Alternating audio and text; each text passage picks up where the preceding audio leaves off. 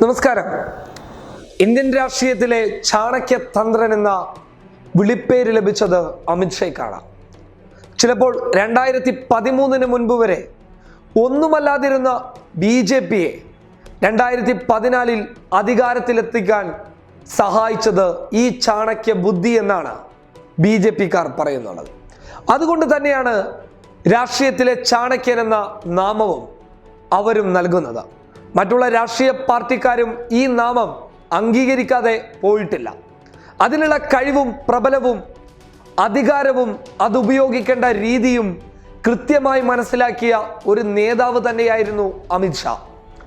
രാഷ്ട്രീയ ലാഭങ്ങൾക്ക് ഏത് രീതിയിൽ നേട്ടം കൊയ്യണമെന്നുള്ളത് വളരെ വ്യക്തമായി വസ്തുതാപരമായി അതനുസരിച്ച് പ്രവർത്തിച്ച് നേട്ടങ്ങൾ കൊയ്തു കൊടുത്ത ഇങ്ങനെയുള്ള നേതാക്കന്മാർ ചിലപ്പോൾ ഇന്ത്യ രാജ്യത്ത് ചുരുക്കമായിരിക്കാം.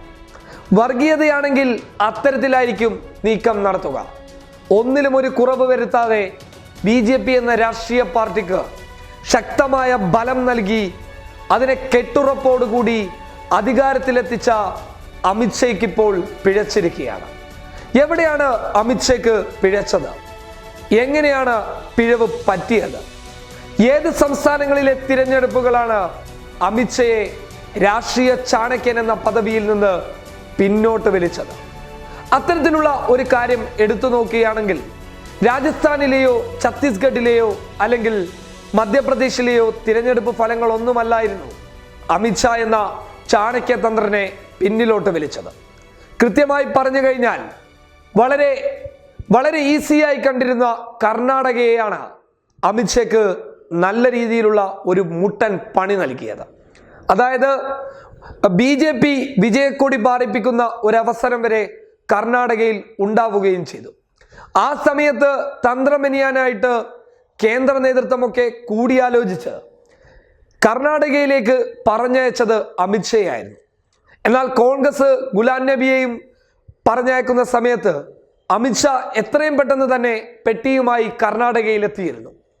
കർണാടകയിലെ തിരഞ്ഞെടുപ്പ് BJPക്ക് അനുകൂലമാണെന്നും അതിൽ ഇനിയൊരു കളിക്കും തയ്യാറാവരുതെന്നുമുള്ള നീക്കങ്ങൾ അനുസരിച്ച് കർണാടകയിലെത്തിയപ്പോൾ കർണാടകയുടെ സ്ഥിതിവിശേഷണങ്ങൾ തന്നെ ആകെ മാറി മറിഞ്ഞിരുന്നു. കോൺഗ്രസിന്റെ നേതൃത്വത്തിന്റെ ശക്തമായ ഇടപെടൽ മറ്റുള്ള പ്രതിപക്ഷ പാർട്ടികളെ കോൺഗ്രസുമായി ഒന്നിപ്പിക്കാനുള്ള നീക്കം ഗുലാം നബി വളരെ കൃത്യതയോടുകൂടി നിർവഹിച്ചപ്പോൾ അമിത്ഷയ്ക്ക് ആദ്യ പിഴവ് തന്നെ സംഭവിച്ചു. ആ പിഴവ് നികത്തണമെന്നുണ്ടെങ്കിൽ കോൺഗ്രസിന്റെ MLA-മാരെ ചാക്കിട്ട് പിടിക്കേണ്ടതുണ്ടായിരുന്നു. പക്ഷേ കോൺഗ്രസിന്റെ സിംഹം DK ശിവകുമാർ കർണാടകയിൽ നെഞ്ചും വിരിച്ചു നിന്നപ്പോൾ ഒന്നും ചെയ്യാനാകാതെ അമിത്ഷയും മടങ്ങിപ്പോകേണ്ടി വന്നു.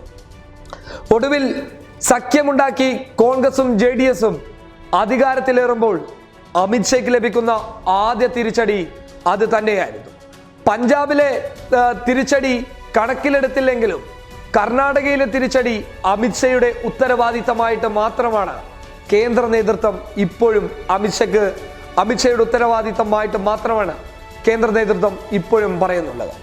ആ ഉത്തരവാദിത്തത്തിൽ നിന്ന് പൊട്ടിച്ചിതറുകയായിരുന്നു അമിത്ഷാ. പിന്നീട് അങ്ങോട്ട് അമിത്ഷയുടെ തന്ത്രങ്ങൾക്ക് കൃത്യമായ മറുപടി നൽകാൻ രാഹുൽ എത്തുകയായിരുന്നു. 2017 ശേഷം രാഹുലിന്റെ രാഷ്ട്രീയ പ്രവേശനം ഏറെ ചർച്ച ചെയ്യപ്പെട്ട സമയത്ത് രാഷ്ട്രീയ നീക്കങ്ങളും അതുപോലെ തന്നെ BJP അധികാരത്തിലേറിയതിന്റെ കാരണവും വളരെ കൃത്യതയോടുകൂടി മനസ്സിലാക്കിയ രാഹുലിന്റെ നീക്കം അമിത്ഷയെ തളർത്താനും ഇടയായി.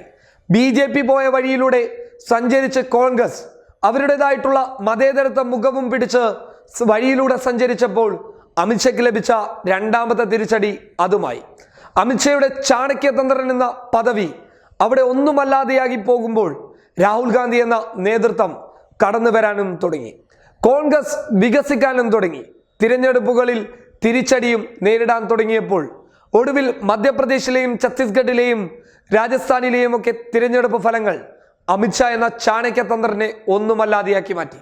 ഒരു കാര്യം ഉറപ്പാണ്, ഇനി ഇന്ത്യൻ രാഷ്ട്രീയത്തിന്റെ ചാണക്യതന്ത്രൻ രാഹുൽ ഗാന്ധി ആയിരിക്കും. അമിത്ഷയ്ക്ക് ഒരിടത്ത് ഇരിക്കാനുള്ള സമയമാണ് രാഹുൽ ഗാന്ധി ഇപ്പോൾ നൽകിയിരിക്കുന്നത്. News desk public Kerala.